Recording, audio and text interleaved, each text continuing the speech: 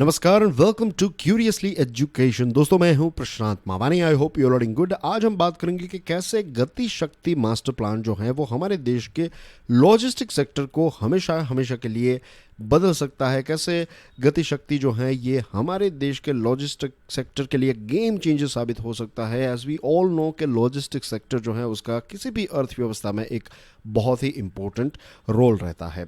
अगर आपको अपना सामान या फिर सेवाएं या फिर लोगों को एक जगह से दूसरी जगह पर भेजना है तो आपको चाहिए एफिशिएंट लॉजिस्टिक सेक्टर। और एफिशिएंट लॉजिस्टिक सेक्टर के बिना जो सस्टेन्ड इकोनॉमिक ग्रोथ है, सस्टेन्ड इकोनॉमिक ग्रोथ का मतलब यह है कि अगर हम हमारे इकोनॉमिक ग्रोथ का ग्राफ कुछ ऐसे देखना चाहते हैं कि हर साल ये इंक्रीज ही होता रहे, तो ये तभी पॉसिबल है अगर हमारे देश में एफिशिएंट लॉजिस्टिक सेक्टर है। तो अब दोस्तों, आगे बढ़े उससे पहले एफिशिएंट शब्द जो है ये यहाँ पर बहुत ही इंपॉर्टेंट है। क्यों? क्योंकि हमारे देश में लॉजिस्टिक सेक्टर तो हैं, रोडवेज भी हैं, वाटरवेज भी हैं, रेलवेज भी हैं और एयरवेज भी हैं। तो ये सारी चीज़ें तो हमारे देश में है, लेकिन ये एफिशिएंट नहीं है। एफिशिएंट का मतलब होता है कुशल।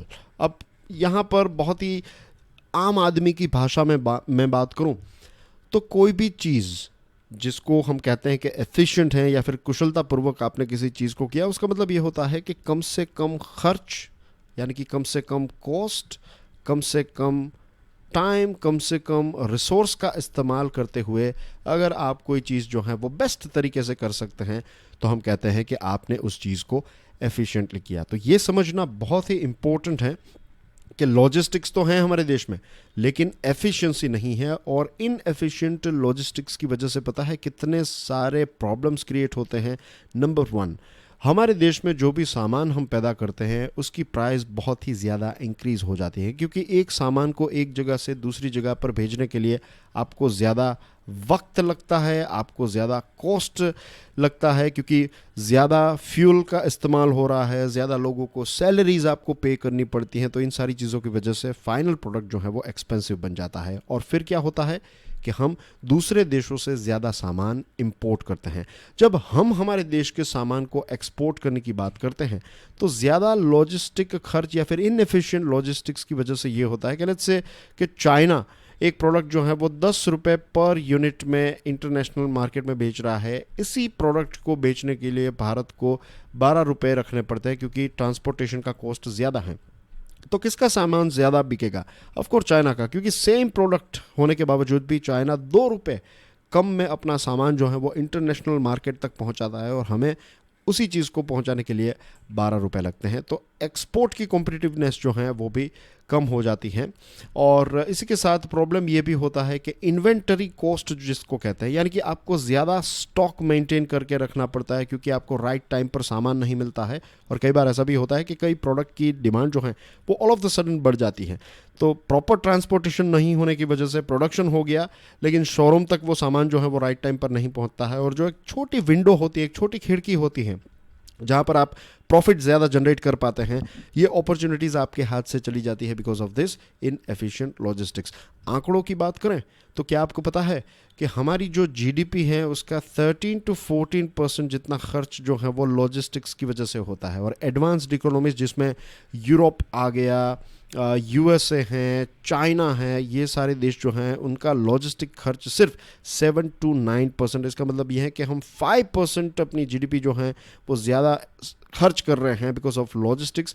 And you can translate it into $150 billion. हम $150 बिलियन ज़्यादा खर्च करते हैं because of logistics. Just imagine कि अगर $150 बिलियन जो हैं वो मैन्युफैक्चरिंग सेक्टर में इन्वेस्ट करें या फिर सेवाओं के क्षेत्र में इन्वेस्ट करें तो कितनी सारी जॉब्स जनरेट हो सकती हैं। तो आंकड़ों वाइज देखें, आंकड़ों के पॉइंट ऑफ व्यू से देखें तो भी ये हमारे लिए एफिशिएंट बिल्कुल नहीं है। इनडायरेक्ट कॉस्ट भी बहुत सारे जुड़े हुए हैं। इनडायरेक्ट कॉस्ट में ये होता है कि लेट्स से कि कोई ऐसा क्षेत्र है, आप मैन्युफैक्चरिंग करना चाहते हैं किसी प्रोडक्ट का और आपको लगता है कि उसमें प्रॉफिटेबिलिटी बहुत कम है, आपको प्रॉफिट ना के बराबर मिलेगा। आप इतने सारे पैसा इन्वेस्ट कर रहे हैं, इतना समय इन्वेस्ट कर रहे हैं, एनर्जी इन्वेस्ट कर रहे हैं और पैसा कितना मिलेगा? बहुत ही कम, प्रॉफिट बहुत ही कम है। और ऐसा क्यों होता है? क्योंकि आपके लॉजिस्टिक का खर्च ज़्यादा है।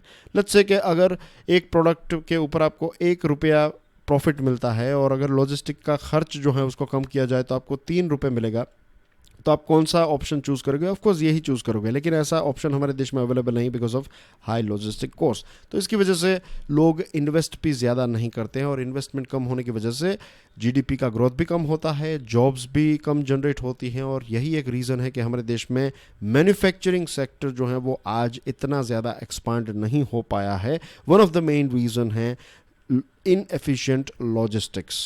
चाइना में मैन्युफैक्चरिंग का जो कंट्रीब्यूशन है जीडीपी में वो 25% जितना है, हमारे देश में सिर्फ 15% जितना है। हम इसको 25 तक ले जाना चाहते हैं, लेकिन ये तब तक पॉसिबल नहीं है जब तक लॉजिस्टिक्स को हम एफिशिएंट ना बनाए तब तक। और फिर क्या होता है कि लोग जो है वो सेवाओं के क्षेत्र में ज़्यादा पैसा इन्वेस्ट करेंगे, मैन्युफैक्चरिंग में कम करेंगे, क्योंकि सेवाओं को आपको एक जगह से दूसरी जगह तक पहुंचाने के लिए लॉजिस्टिक का सहारा नहीं लेना पड़ता है। तो दोस्तों, अभी तक जो चीज़ें हमने देखी वो तो सिम्टम्स थे, इज़न्ट इट, कि ये डिजीज़ है, इसके सिम्टम्स क्या हैं। अब ये देखते हैं कि ये डिजीज़ हमारे देश में है क्यों, यानी कि इनएफिशिएंट लॉजिस्टिक क्यों है हमारे देश में। उसके पीछे मेन रीज़न ये है कि हम सबसे ज़्यादा रोडवेज़ का इस्तेमाल करते हैं।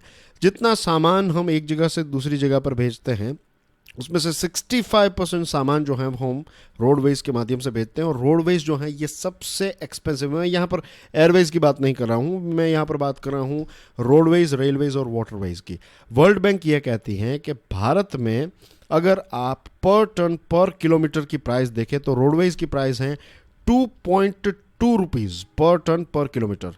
वही सामान पर टन पर किलोमीटर आपको रेलवेज़ में पड़ेगा सिर्फ 1.4 रुपीज़ में, और वाटरवेज़ जो सबसे इको फ्रेंडली है और सबसे ज़्यादा सामान हम एक जगह से दूसरी जगह पर ले जा सकते हैं, दैट इज़ वाया वाटरवेज़, तो वो सबसे चीपेस्ट है 0.7। तो आप देखिए कितना बड़ा डिफरेंस यहाँ पर हमें देखने को मिलता है। तो 65% जितना सामान हम सबसे एक्सपेंसिव मोड ऑफ ट्रांसपोर्टेशन से भेजते हैं। तो दिस इज़ वन रीज़न। दूसरी चीज़, हमारे देश में मल्टी मॉडल कनेक्टिविटी नहीं है। मल्टी मॉडल यानी कि आपकी शिप कहीं पर आई पोर्ट पर, तो वहीं से ही आप रेलवेज़ का इस्तेमाल करेंगे, ट्रक्स का इस्तेमाल करेंगे, और सामान जो है वो अलग अलग जगहों पर पहुंचा देंगे। तो ऐसा नहीं है।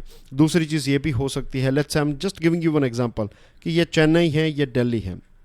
तो चेन्नई के पोर्ट पर अगर कोई सामान आया, तो जितना हो सके उतना अगर हम वाटरवेज़ का इस्तेमाल करें, लेट्स से यहाँ तक हमने वाटरवेज़ का इस्तेमाल किया, फिर यहाँ से दिल्ली पहुँचने के लिए हमने रेलवेज़ का इस्तेमाल किया, और फिर रेलवेज़ का ऑप्शन नहीं है, तब जाकर अगर हम रोडवेज़ का इस्तेमाल करते हैं, तो ये सबसे एक एफिशिएंट तरीका हो जाएगा कि कम से कम खर्च में, कम से कम समय में हम एक जगह से दूसरी जगह तक सामान पहुंचा पाएंगे। हम क्या करते हैं, हम डायरेक्ट चेन्नई से ही सारे ट्रक्स जो हैं उनको दिल्ली की तरफ रवाना करते हैं, और इसकी वजह से ही टाइम भी ज़्यादा होता है और ख़र्च भी ज़्यादा हो जाता है। इसके साथ साथ वेयर हाउसिंग की इतनी कोई ख़ास फैसिलिटी नहीं है, और लॉजिस्टिक सेक्टर में ज़्यादा से ज़्यादा छोटे छोटे बिजनेसेस हैं, स्मॉल एंटरप्राइजेस हैं। तो और ये स्मॉल एंटरप्राइजेस जो हैं वो इन्वेस्टमेंट को इतना ज़्यादा अट्रैक्ट नहीं कर पाती हैं, नई टेक्नोलॉजीज़ जो हैं उनका इस्तेमाल नहीं कर पाती हैं, और इन सारी चीज़ों की वजह से इकोनॉमीज़ ऑफ स्केल जो हैं वो हम अचीव नहीं कर पाते हैं। और देखिए, इकोनॉमिक सर्वे ने कहा है, 2019-20 का जो इकोनॉमिक सर्वे है उसका कहना यह है कि हमारे देश में पर यूनिट जो कॉस्ट है वो तो ज़्यादा है, लेकिन इसी के साथ साथ जो समय लगता है हमारे देश में वो भी काफ़ी ज़्यादा है, और इसी के साथ आपको बहुत सारे अलग अलग मंत्रालय या फिर डिपार्टमेंट से परमिशंस भी लेनी पड़ती है, तो डॉक्यूमेंट्स और ये सारी चीज़ें भी ज़्यादा है। तो ये सारी चीज़ों की वजह से समय जो है वो ज़्यादा लगता है। तो आई होप आपको पता चल गया है कि ये डिजीज़ के पीछे क्या क्या रीजंस है। अब हम देखेंगे कि इसका क्योर क्या है। इसका क्योर है पीएम गति शक्ति स्कीम। लेटेस्ट बजट में इसको अनाउंस किया गया, national master plan for multi modal connectivity. इसका लक्ष्य यह है कि हम सामान और लोगों को एक जगह से दूसरी जगह तक एफिशिएंट तरीके से पहुंचा सके। इसको लेकर हमारे देश में लॉजिस्टिक का इंफ्रास्ट्रक्चर जो है इसको अपग्रेड किया जाएगा। जो अभी हमने कुछ समय पहले बात की वही चीज़ होगी कि सारे अलग अलग जो मोड्स ऑफ ट्रांसपोर्टेशन है वो एक दूसरे के साथ इंटीग्रेटेड हो गए। इतना ही नहीं, जो बड़े बड़े प्रोजेक्ट्स चल रहे हैं जैसे कि सागरमाला, भारतमाला, इसके अलावा जो दूसरी मिनिस्ट्रीज़ के प्रोजेक्ट चल रहे हैं, ये सारे प्रोजेक्ट्स जो हैं वो गति शक्ति के तहत आ जाएंगे। जितने भी इंफ्रास्ट्रक्चर के प्रोजेक्ट्स हैं वो सारे के सारे गति शक्ति के तहत आ जाएंगे। तो इनके अंदर हमें एक सिंक्रोनाइजेशन देखने को मिलेगा, इंटीग्रेटेड तरीके से आप प्लानिंग कर पाएंगे। अभी तक हमारे देश में ये था कि अलग अलग मंत्रालय अलग अलग प्लान्स जो हैं उनको इम्प्लीमेंट करती है, लेकिन अब एज ए टीम हम ये सारे इंफ्रास्ट्रक्चर के प्लान को एग्जीक्यूट कर पाएंगे, उनको डिज़ाइन कर पाएंगे। और गति शक्ति जो है वो डेटा का भी इस्तेमाल करेगी, राइट। कुछ जीआईएस डेटा जो हैं उनको इंटीग्रेट करके स्पेटियल प्लानिंग टूल का इस्तेमाल करते हुए हम सारे अलग अलग प्रोजेक्ट्स को देख पाएंगे, उनको एग्जामिन कर पाएंगे, उनके अप्रूवल में भी एक स्पीड हमें देखने को मिलेगी और सारी मिनिस्ट्रीज़ जो हैं वो एक दूसरे की जो शक्तियां हैं, स्ट्रेंथ हैं, वो एक दूसरे के साथ शेयर करके हम सारे अलग अलग इंफ्रास्ट्रक्चर प्रोजेक्ट्स को आगे ले जा पाएंगे। और इसी के साथ होगा ये कि जो जियोग्राफिकली कॉन्फ्लिक्टिंग इंफ्रास्ट्रक्चर है वो नहीं होगा। For example A to B के बीच में आप रेलवेज़ का भी प्रोजेक्ट चला रहे हैं और इसी के साथ साथ रोडवेज़ का भी चला रहे हैं और इसी के साथ साथ वाटरवेज़ का चला रहे हैं, तो ऐसा नहीं होगा, राइट। ए टू बी में देखा जाएगा कि कहाँ से कहाँ तक हम वाटरवेज़ का इस्तेमाल कर सकते हैं, वहाँ से रेलवेज़ और वहाँ से रोडवेज़। तो इस प्रकार से चीज़ों को और ज़्यादा एफिशिएंट बनाया जाएगा। इसी के साथ साथ फ्यूल का कॉस्ट जो है वो भी कम आ जाएगा, तो ट्रांसपोर्टेशन का खर्च कम होगा, टाइम जो है वो कम हो जाएगा, तो इसकी वजह से भी ओवरऑल खर्च जो है वो कम आ जाएगा। और जहाँ तक पॉसिबल होगा वहाँ तक हम रेलवेज़ और वाटरवेज़ का इस्तेमाल करेंगे। और रोडवेज़ की सबसे अच्छी बात यह है कि ये लास्ट माइल कनेक्टिविटी के लिए बेस्ट है। तो गांव तक, छोटे टाउन तक अगर आपको सामान पहुंचाना है तो रोडवेज इज़ बेस्ट, लेकिन लॉन्ग डिस्टेंस के लिए रोडवेज अच्छा नहीं है। तो लॉन्ग डिस्टेंस के लिए we will use waterways and railways और लास्ट माइल कनेक्टिविटी के लिए रोडवेज का इस्तेमाल होगा। तो ये है गति शक्ति का ओवरऑल बिग पिक्चर। और फिर प्रोजेक्ट्स को विजुअलाइज, रिव्यू और मॉनिटर किया जा सकता है और जो भी हर्डल्स हैं उनको आइडेंटिफाई करके उनको सॉर्ट आउट किया जा सकता है। और ओवरऑल प्रोजेक्ट जो है वो भी जब टाइम पर ख़त्म होगा तो उसका खर्च जो है प्रोजेक्ट का वो भी एक बजट के अंदर हम एग्जीक्यूट कर पाएंगे, या फिर एक बजट के अंदर वो प्रोजेक्ट जो है वो कंप्लीट हो जाएगा, तो एडिशनल खर्च नहीं करना पड़ेगा। अब इसमें ये भी है कि एक multi modal logistic parks create किए जाएंगे। मल्टी मॉडल लॉजिस्टिक पार्क जो है ये एक प्रकार का फोकल पॉइंट होगा कि अलग अलग ट्रांसपोर्टेशन के माध्यम जो है वो एक जगह पर मिलेंगे। तो आपके जो कंटेनर्स हैं, लेट्स से कि अगर इनमें मूंगफली है तो मूंगफली जो हैं, तो अगर लेट्स से कि 100 जितने कंटेनर्स जो हैं वो मूंगफली के किसी देश से हमारे देश में लैंड हुए, तो यहाँ पर कितने ऐसे कंटेनर्स को आपको वेयर हाउस में स्टोर करना है वो तय किया जा सकता है। फिर अगर वैल्यू एडिशन करना है, जैसे मूंगफली के दानों को निकालना है और उनके जो छिलके हैं उनको अगर आपको घास चारे और किसी चीज़ में यूज़ करना है तो वहीं पर ही सारी चीज़ें सॉर्ट आउट हो जाएगी, वैल्यू एडिशन और ये सारी चीज़ें हम कर पाएंगे। तो मल्टी मॉडल पार्क्स इस प्रकार के क्रिएट किए जा सकते हैं। और इसी के साथ साथ डिजिटल इंफ्रास्ट्रक्चर का भी इस्तेमाल होगा जिसका नाम होगा unified logistics interface platform, ULIP।